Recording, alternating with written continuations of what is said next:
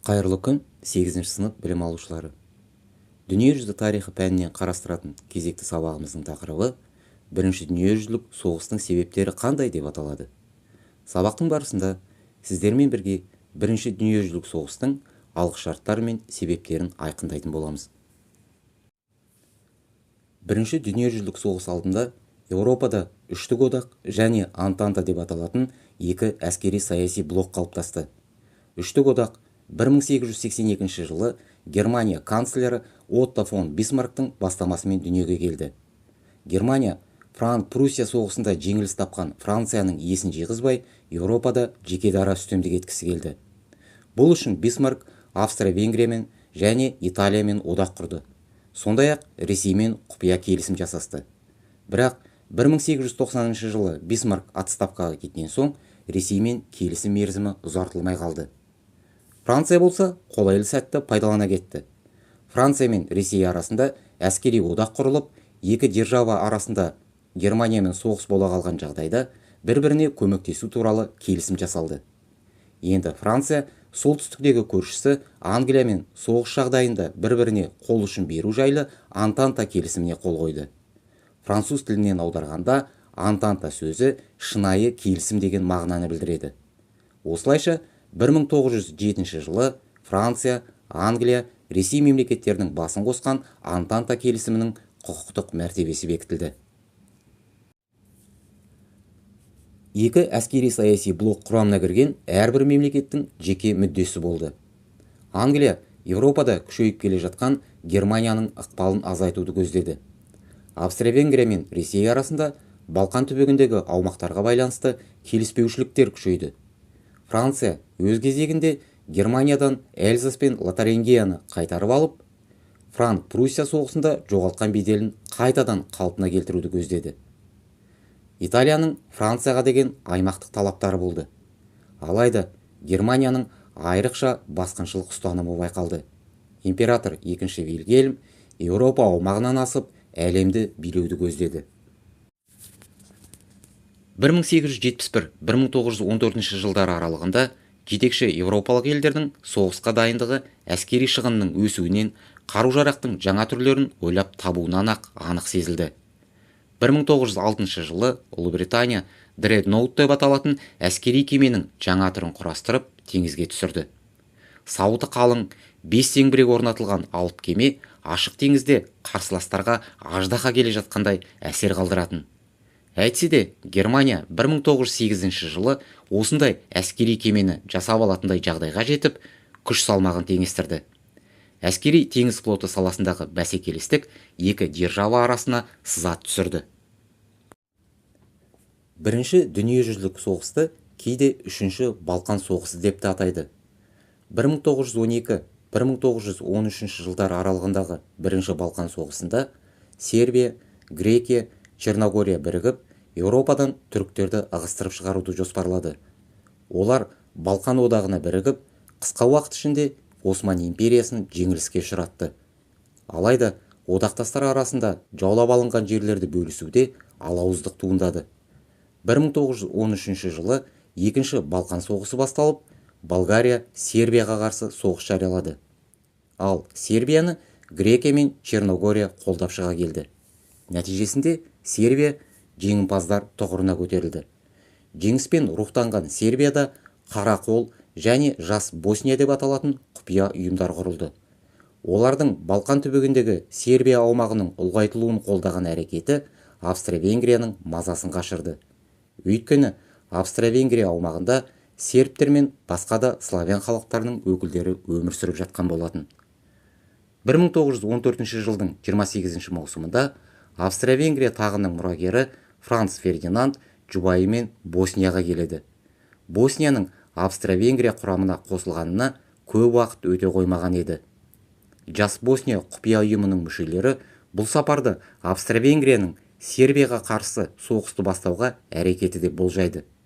Кезекті соғыстың алдын алуға жоспар жасалып, Франц Фердинандты өлтіруге шешім қабылданады. Ұйым мүшесі гимназияда оқитын сербиялық шәкірт Гаврила Принцип қойнына қаруы мен бомбасын жасырып көшеге шығады. Алайда қастандық жасау әрекеті сәтсіз аяқталады. Себебі лақтырылған бомба машинаға жетпей жарылады. Гаврила Принцип үйлердің арасымен келесі көшеге өтеді. Автомобиль бұрылып, параллель көшеге шыққанда жақындап келген Принцип тапаншаның шүріппесін 2 рет басады. Франц Фердинанд пен жұбайы София бірден қайтыс болады. Ал күзетшілер Принципті тұтқындап, қаруын тартып алады. Тақ мұрагерінің өлімі жайлы хабарды бүкіл Еуропаның газеттері жарыса жазды.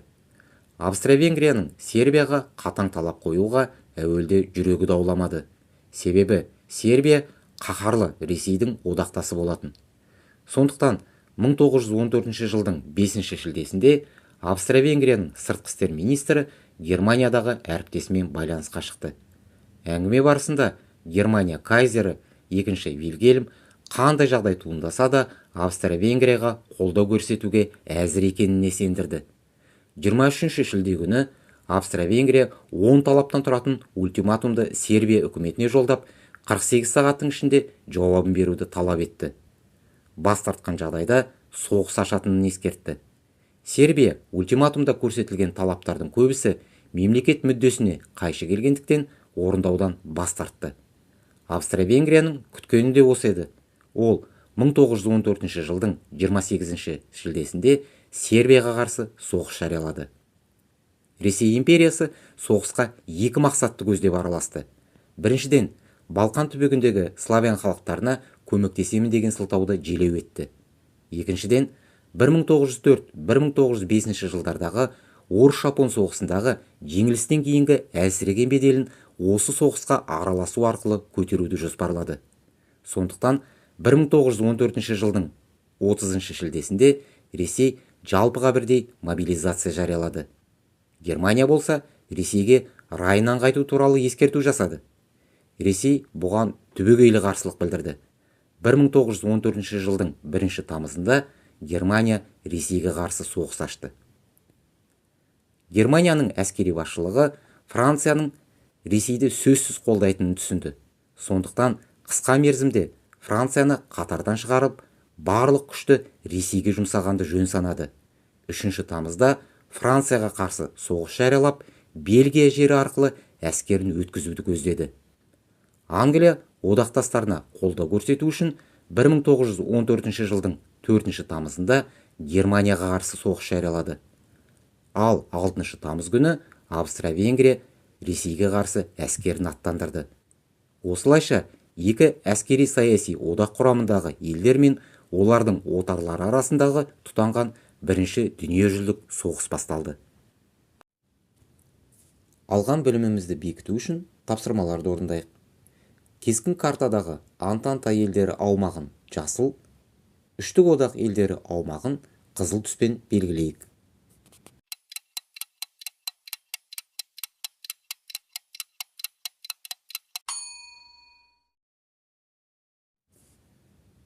Дұрыс жауапты белгілейік.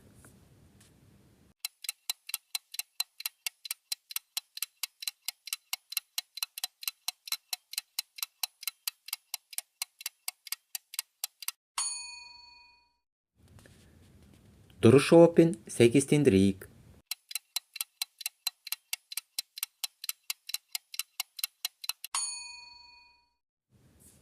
Суреттегі билеушіні мемлекетпен сәйкестендірейік.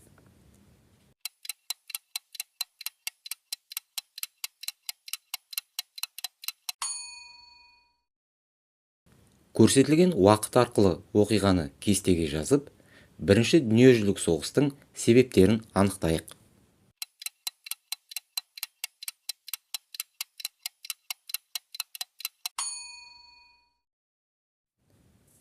Үйге тапсырма.